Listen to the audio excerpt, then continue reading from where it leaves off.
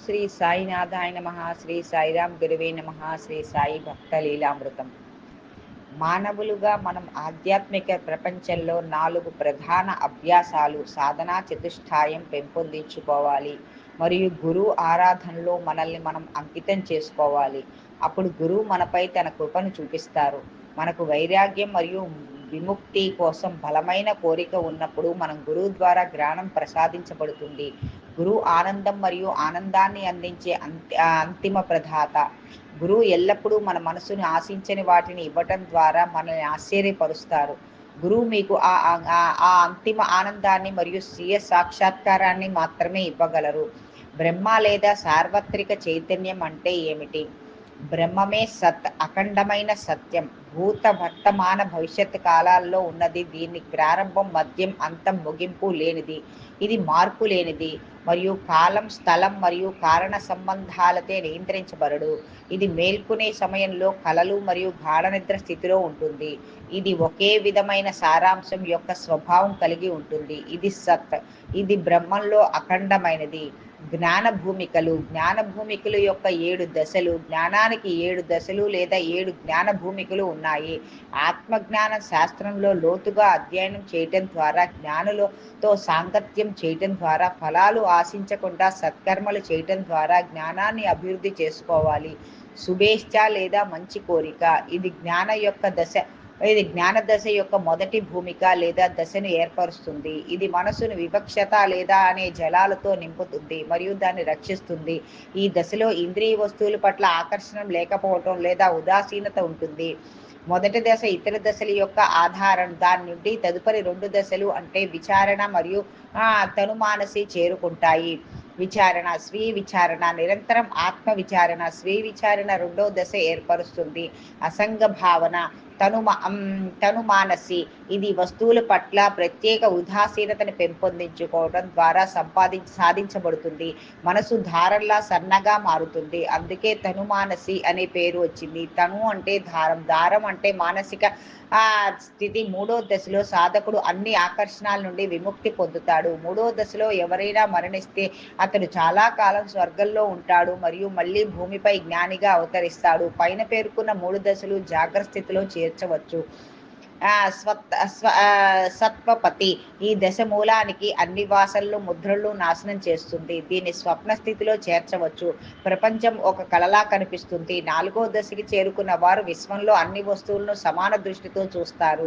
అసంశక్తి. ప్రపంచంలో వస్తువుల పట్ల పరిపూర్ణమైన అనుబంధం ఉండదు. ఈ దశలో ఉపాధి లేదా మేల్కొలుపు లేదా నిద్ర ఉండవు. ఇది జీవన్ముక్తి దశ. దీనిలో నిష్కళంక జ్ఞానంతో నిండి ఆనంద స్వరూపం బ్రహ్మం యొక్క శాశ్వత ఆనందం అనుభవం ఉంటుంది. ఇది సుషుప్తి కిందకి వస్తుంది.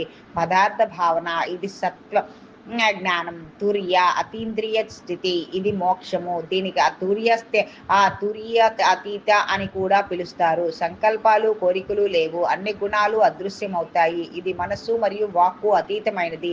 ఆ శరీర మోక్షం, విదేహముక్తి 7వ దశలో లభిస్తుంది.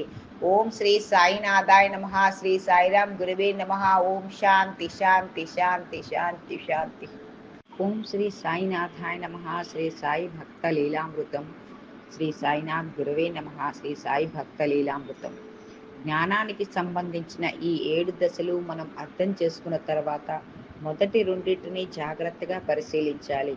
అవి మంచి కోరిక మరియు స్వీయ విచారణ. తద్వారా మనం గురువు అనుగ్రహానికి అర్హులం కావచ్చు. అంతిమ లక్ష్యాన్ని చేరుకోవటానికి మరియు 7 దశల ద్వారా వెళ్ళటానికి మనకు గురువు సహాయం అవసరం. ప్రతి మానవుడు ఎల్లప్పుడూ దీని గురించే ఆలోచిస్తూ ఉండాలి. ఎందుకంటే ఇది నిజం మరియు మిగతావన్నీ శాస్త్ర ప్రకారాలు ఒక భ్రమ. బాబా మనం అనుసరించాలని కోరుకున్నది దీన్నే. బ్రహ్మాన్ని అనుభవించటానికి మరియు దాన్ని అర్థం చేసుకోవటానికి మనం ఏం చేయాలి? సాయి సచ్చరితలో 16, 17 అధ్యాయంలో ఈ జ్ఞానం గురించి తగినంత సమాచారం మనకి లభిస్తుంది. ఒకసారి ఒక ధనవంతుడు బాబా వద్దకు వచ్చి తనకు బ్రహ్మజ్ఞానం ఇవ్వమని అడిగాడు. బాబా అతనితో ఇలా చేయటం చాలా సంతోషంగా ఉందని, ప్రజలు నన్ను ఇలా అడగటం చాలా అరుదు అని చెప్పారు. ఈలోగా బాబా ఒక బాలుని దుకాణదారు నుండి మరియు ఇతరుల నుండి 5 రూపాయలు అప్పుగా తీసుకురమని పంపాడు. ఈ ధనవంతుడు భగవంతుడు దురాశాపరుడని అతనికి గుణపాఠం నేర్పించాలనుకున్నాడు. బాబా బ్రహ్మం గురించి మంచి ఉపన్యాసం ఇచ్చారు. అతనికి 5 రూపాయలు కావాలి మరియు ఈ కింద వాటిని సూచించారు. బ్రాహ్మణుడు తన సొంత వస్తువులు అంటే వాటిని తిరిగి ఇచ్చే వస్తువులు ఇచ్చారు అని, మరియు అవి ఈ కింద విధంగా ఉన్నాయి. ప్రాణ, అపాన, సమాన, వ్యాన, ఉదాన 5 ఇంద్రియాలు, మనస్సు, తెలివి, అహంకారం. ఈ బ్రహ్మజ్ఞానం లేదా స్వీయ వాస్తవికత యొక్క వచనం పదునైన కత్తి అంచున చదవటం అంత కష్టం. బ్రహ్మజ్ఞానం యొక్క విధానం కష్టం. నేను అన్ని రకాల వాటిని అనుసరించటం సులభం కాదు. ఆ సమయంలో అది అకస్మాత్తుగా అదృష్టవశాత్తు వ్యక్తికి ముందే కనిపిస్తుంది. బ్రహ్మజ్ఞానం అత్యున్నత వర్గాల అభ్యర్థులచే దోహితరహితంగా ఉంటుంది. సామాన్యుడు ఎల్లప్పుడూ సాంప్రదాయానికి కట్టుబడి ఉంటారు మరియు దశల వారీగా ముందుకు సాగాలి. మునుపటి పక్షి మార్గం వలె ఆధ్యాత్మిక విమాయానికి కలిగి ఉంటాయి. తరువాత శాస్త్రాలు, గ్రంథాలు ప్రకారం సాంప్రదాయం యొక్క దశలను అనుసరిస్తారు. కానీ అసమర్థుడికి బ్రహ్మం గురించి చేసే మొత్తం ప్రయత్నం వ్యర్థం. ఈ స్వీయ నియంత్రణ మరియు వివక్షత లేకుండా బ్రహ్మాన్ని సాధించడం వేరే ఖచ్చితమైన మార్గం లేదు. వేదాలు చెప్పిన నిజమైన సత్యం ఇది అయినప్పటికీ అందరూ దీన్ని ఆచరించటం సాధ్యమేనా? శ్రద్ధ మరియు సాధన ద్వారా మాత్రమే. మీ ఎముకలు కూడా విచ్ఛిన్నం కావటానికి సిద్ధంగా ఉన్నట్లు అనిపించినప్పుడు గురువు అనుగ్రహం దిగి వచ్చి జ్ఞానోదయం నెమ్మదిగా ఉదయిస్తుంది. నిజమైన ఆత్మజ్ఞానం ఉన్నప్పుడు ఆ వ్యక్తి యొక్క మొత్తం స్వభావం బ్రహ్మంతో ఏకీభవం అవుతుంది. అటువంటి దశలో బ్రహ్మ అగ్నిలో మొత్తం విశ్వం కాలిపోతుంది మరియు ప్రపంచం బూడిదిగా మారుతుంది. ఓం నమో సాయినాథాయ నమః. శ్రీ సాయిరాం గురవే నమః. ఓం శాంతి శాంతి శాంతి శాంతి. ఓం శ్రీ సాయినాథాయ నమః. శ్రీ సాయిరాం గురవే నమః. శ్రీ సాయి భక్త లీలామృతం. బ్రహ్మజ్ఞానం లేదా ఆత్మ సాక్షాత్కారానికి అర్హతలు. అందరూ తమ జీవిత కాలంలో బ్రహ్మమును చూడరు లేదా గ్రహించరు. కొన్ని అర్హతలు ఖచ్చితంగా అవసరం. ముముక్షం లేదా విముక్తి పొందాలనే తీవ్రమైన కోరిక, తాను బంధించబడ్డానని మరియు బంధం నుండి విముక్తి పొందాలని భావించి ఆ లక్ష్యం కోసం తీవ్రంగా మరియు దృఢంగా పనిచేస్తానని మరియు మరే ఇతర విషయాల పట్ల శ్రద్ధ చూపని వాడు ఆధ్యాత్మిక జీవితానికి అర్హుడు. విరక్తి లేదా ఈ లోకం విషయం పట్ల అసహ్యం. ఒక వ్యక్తి తన చర్య ఈ లోకంలో మరియు తదుపరి లోకాల్లో తెచ్చే వస్తువులు, జీతాలు మరియు గౌరవాల పట్ల అసహ్యం కలిగి ఉండకపోతే అతని ఆధ్యాత్మిక రంగంలోకి ప్రవేశించే హక్కు లేదు. అంతర్ముఖత్వం. మన ఇంద్రియాలు దేవుడు బాహ్యంగా కదిలే ధోరణిలో సృష్టించాడు. కాబట్టి మనిషి ఎల్లప్పుడూ తన వెలుపలే చూస్తాడు, లోపలికి కాదు. స్వీయ సాక్షాత్కారం మరియు అమర జీవితాన్ని కోరుకునేవాడు తన దృష్టిని లోపలికి తిప్పి తన అంతరంగ స్వభావాన్ని చూడాలి. పాపాల నుండి ప్రక్షాళన. మానవులుగా మనం దుష్టత్వాన్ని విడిచిపెట్టి తప్పు పనులు లేదా చర్యలు మానివేయాలి. మనం చాలా ప్రశాంతంగా ఉండాలి మరియు మన మనసుల్ని విశ్రాంతి తీసుకోవాలి. అప్పుడే జ్ఞానం ద్వారా కూడా మనం ఆత్మ సాక్షాత్కారం పొందగలం. సరైన ప్రవర్తన. ఒక వ్యక్తి సత్యం, తపస్సు మరియు అంతర్దృష్టితో కూడిన జీవితాన్ని, బ్రహ్మచర్య జీవితాన్ని గడపకపోతే అతను భగవత్ ప్రాప్తి పొందలేడు. ప్రేయస్సులు కంటే శ్రేయస్సులు. మంచిని ఇష్టపడటం. 2 రకాల విషయాలు ఉన్నాయి. మంచి మరియు ఆహ్లాదకరమైనది. మొదటిది ఆధ్యాత్మిక వ్యవహారాలతో వ్యవహరిస్తుంది మరియు రెండోది ప్రాపంచిక విషయాల్లో వ్యవహరిస్తుంది. ఈ రెండూ మనిషిని అంగీకారం కోసం సంప్రదిస్తాయి. అతను ఆలోచించి వాటిని ఒక దాంట్లో ఎంచుకోవాలి. తెలివైన వాడు ఆహ్లాదానికైన మంచిని ఇష్టపడతారు, కానీ తెలివి తక్కువ వాడు దురాశ మరియు అనుబంధం ద్వారా ఆహ్లాదకరమైన దాన్ని ఎంచుకుంటాడు. ఓం శ్రీ సాయినాథాయ నమః. శ్రీ సాయిరాం గురవే నమః. ఓం శాంతి శాంతి శాంతి. ఓం శ్రీ సాయినాథాయ నమః. శ్రీ సాయిరాం గురవే నమః. శ్రీ సాయి భక్త లీలామృతం. మనస్సు మరియు ఇంద్రియాల నియంత్రణ. శరీరం రథము మరియు ఆత్మ దాని యజమాని. బుద్ధి రథసారథి మరియు మనసు పగ్గాలు. ఇంద్రియాలు గుర్రాలు మరియు ఇంద్రియ వస్తువులు వాటి మార్గాలు నిర్వహిస్తాయి. ఎవరికి అవగాహన లేదు మరియు ఎవరి మనసు అదుపులో లేకుండా ఉంటుంది. రథసారథి యొక్క క్రూరమైన గుర్రాలు వలె ఇంద్రియాలు నియంత్రించబడవు. అతను తన గమ్యాన్ని చేరుకోవటం, ఆత్మ సాక్షాత్కారాన్ని పొందలేడు, కానీ జనన మరణ వలయాల గుండా వెళతాడు. కానీ అవగాహన కలిగి ఉన్నవాడు మనసుని మంచి నిగ్రహించబడి తన ఇంద్రియాల నియంత్రణలో ఉంచుకుని రథసారథి యొక్క మంచి గుర్రము వలె ఆ స్థానం అంటే స్వీయ సాక్షాత్కార స్థితికి చేరుకుంటాడు. అతను తిరిగి జన్మించడు. మనసు యొక్క శుద్ధి ఒక వ్యక్తి జీవితంలో తన స్థానం యొక్క విధులను సంతృప్తికరంగా మరియు నిష్పక్షపాతంగా నిర్వర్తించకపోతే, అతని మనసు శుద్ధిపడకపోతే అతను స్వీయ సాక్షాత్కారం పొందలేడు. పరిశుద్ధమైన మనసుతోనే వివేకం, అవాస్తవం మరియు వాస్తవాల మధ్య వివక్షత, వైరాగ్యం, అవాస్తవం పట్ల మమకారం లేకపోవటం ఉద్భవించి ఆత్మ సాక్షాత్కారానికి దారి తీస్తాయి. అహంకారం వదిలేసి దురాశను వదులుకొని మనసు కోరికను తక్కువ స్వచ్ఛం చేయకపోతే ఆత్మ సాక్షాత్కారం సాధ్యం కాదు. నేను శరీరం అనే ఆలోచన ఒక గొప్ప మాయ మరియు ఈ ఆలోచన పట్ల మమకారం బంధానికి కారణం. మీరు ఆత్మ సాక్షాత్కారం పొందాలనుకుంటే ఈ ఆలోచన మరియు మమకారాన్ని వదిలివేయండి. ఓం శ్రీ సాయినాథాయ నమః. శ్రీ సాయిరాం గురవే నమః. ఓం శాంతి శాంతి శాంతి శాంతి.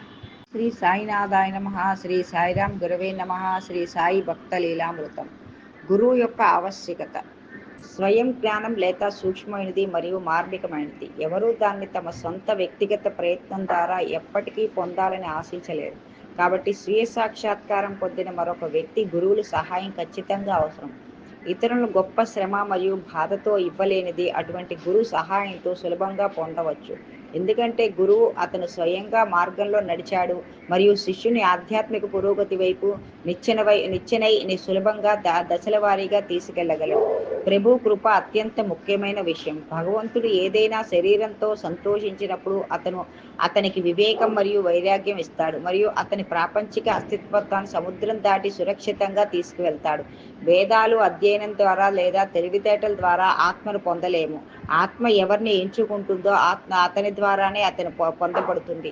అతనికి ఆత్మ దాని స్వభావం వెల్లడిస్తుంది అని కదా ఉపనిషత్తు చెబుతుంది. ఆశల తుఫాను, జిల్లాల్లో కొడుకు, భార్య మరియు స్నేహితుడు, సుడిగుండాలు, మోహం, కోపం మొదలైన మోసల్లో మనం వివిధ వ్యాధుల రూపంలో సొరచాపలు ఉంటాయి. కొన్నిసార్లు గంటల తరబడి తాత్కాలికంగా విరక్తి ఉంటుంది, మానసిక సంఘర్షణ, విస్ఫోటం ఉంటుంది. కానీ బంధుత్వాన్ని విచ్ఛిన్నం చేయలేము. మీరు మీ స్వంత మనసును మీరే స్వచ్ఛమైన బ్రాహ్మణుడని నేర్పించాలి. కానీ మీరు చిలుకుల శరీరానికి కట్టుబడి తిరుగుతూ ఉండే భార్యకి అతుక్కుని ఉంటారు. భ్రమలు మరియు ప్రబోధాల ద్వారా మీరు ఆకర్షించబడతారు. కాబట్టి మీరు సొంత నిజమైన స్వభావాన్ని మర్చిపోయారు. వెంటనే తెలుసుకోండి. మీరు మీ నిజ స్వభావాన్ని గ్రహించండి. భ్రమ మరియు భ్రమను సృష్టించింది. భ్రమ మరింత భ్రమను సృష్టించింది. అందువల్ల శారీరక గర్వం గురించి భ్రమ ఏర్పడుతుంది. నేను మరియు నాది అనే భావన ఒక ఎండమావి లాంటిదని అర్థం చేసుకోవడానికి ప్రయత్నించండి. కాబట్టి మీరు ఎందుకు నిర్లిప్తంగా మారకూడదు? ఓం శ్రీ సాయినాథాయ నమః. శ్రీ సాయిరాం గురవే నమః. శ్రీ సాయి శాంతి శాంతి శాంతి శాంతి. సాయినాథాయ నమః. శ్రీ సాయిరాం గురవే నమః. శ్రీ సాయి భక్త లీలామృతం. నువ్వు ఈ ప్రపంచం ఉనికిలో నేను మరియు నాది అనే భావనలో చిక్కుకోవాలా వద్దా అని బాగా ఆలోచించు. ఓ చిలుక, అడ్డంకిని వదిలి ఆకాశంలో ఎత్తుగా ఎగురు. స్వేచ్ఛగా ఉన్న చోట బంధం ఉంటుంది మరియు బంధం స్వేచ్ఛతో కూడి ఉంటుంది. ఈ రెండు పరిస్థితులను విస్మరించి మీలో స్వచ్ఛమైన ఆత్మతో జీవించాలి. ఇది ఆత్మాశ్రయ జ్ఞానం. ఆనందం మరియు దుఃఖం మొత్తం అజ్ఞానం. కాబట్టి ఆ జ్ఞానాన్ని విడిచిపెట్టి నిజమైన జ్ఞానాన్ని పొందండి.